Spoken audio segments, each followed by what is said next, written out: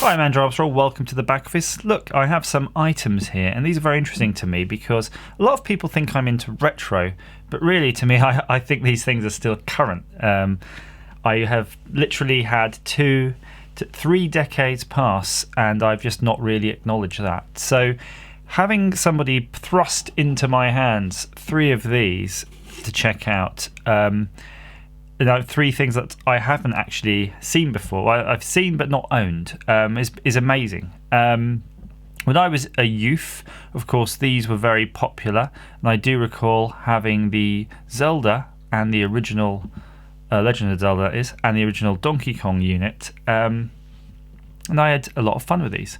Now, something you'll notice already with these 3 units is that the battery door is intact because when I was young, we used to be always trying to save the batteries, and we'd be taking these doors open, flipping the batteries over so they'd be upside down, and inevitably we'd always end up losing the battery doors. So we always had bits of cardboard and sellotape. So you haven't lived or until you've done that, or another way of looking at it, anyone born in the right era will really recognise the particular look of having one of these devices with the battery door jammed with a lump of cardboard and a bit of tape.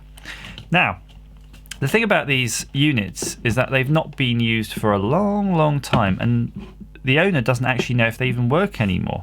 So what I'm going to do is I'm going to just go one by one over the next few days, and we'll try each one and see if it still works. And I think we have to start with the legendary Mario Brothers. And you'll notice it's not the Super Mario Brothers, and apparently there was a Super Mario Brothers Game & Watch released at some point.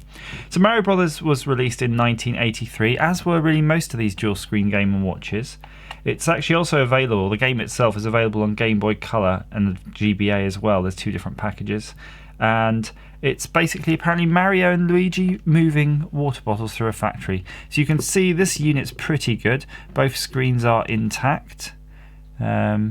There is some sort of minor delamination effect, behind the plastic, but I think that's fine.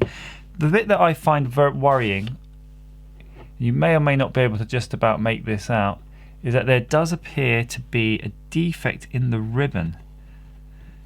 So there's a little scag there, like it's been caught, and I don't know. Yes, I can see it right there as well. The camera will focus right on that ribbon there. There's a little nick. Hopefully it hasn't cut through, or if it has, we'll be able to identify that. And that is why when you put the batteries in these things, they do that screen test. We'll be able to see if there's any missing characters. It's got some nice artwork here, nice graphic design. The metalwork's still intact. Sometimes these panels would drop off through use. Really, look at that. Look, it's just gorgeous. I just wish they'd do with modern technology now, you should be able to get a Game Boy that would fit in your pocket in this way. I suppose the SP isn't that much thicker.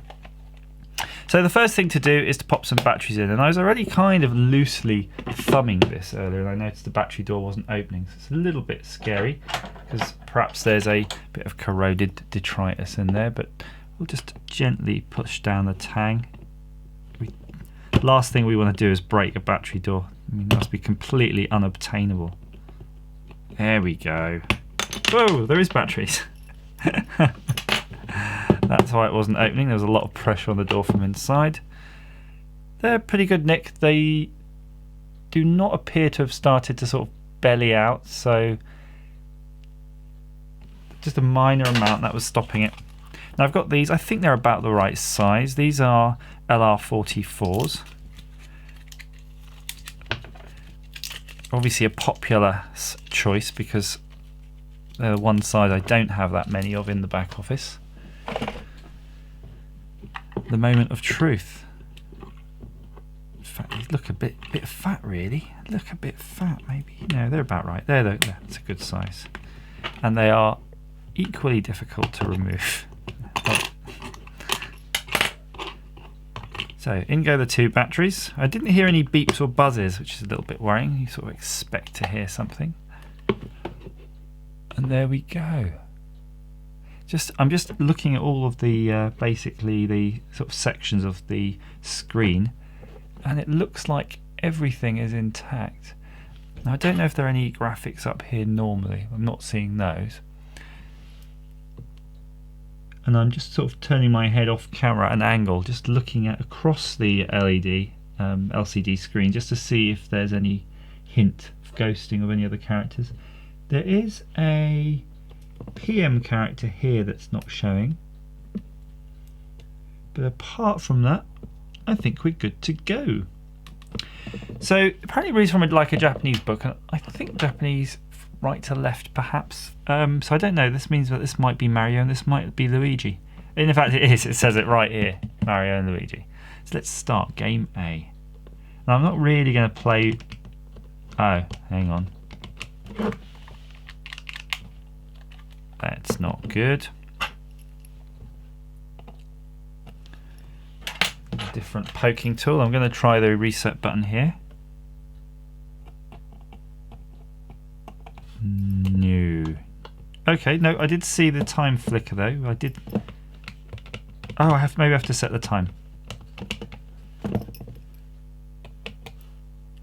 Brilliant. Phew. That was a bit of a worry. So game A.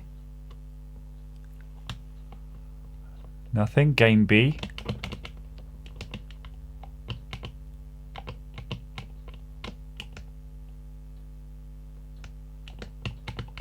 Nothing seems to be happening. Oh, I'm still playing with the time.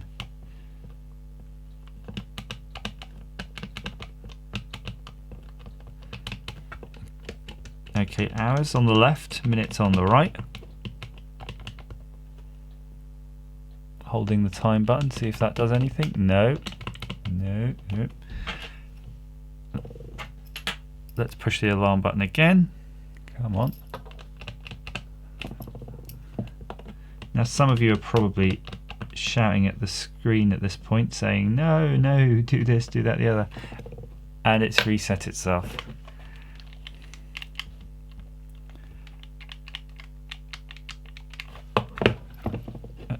Okay. That was the alarm. You can see a little bell icon here, so I'm guessing this is setting the alarm. Alarm on, off.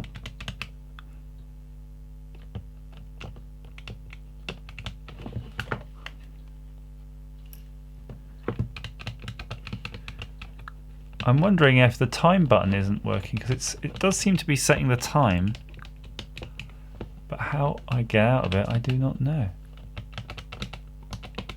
The batteries are actually on this side, on the right hand side, so perhaps this bit of PCB material is for the this bit here, the damaged bit, is actually for this keypad, which is a little bit annoying.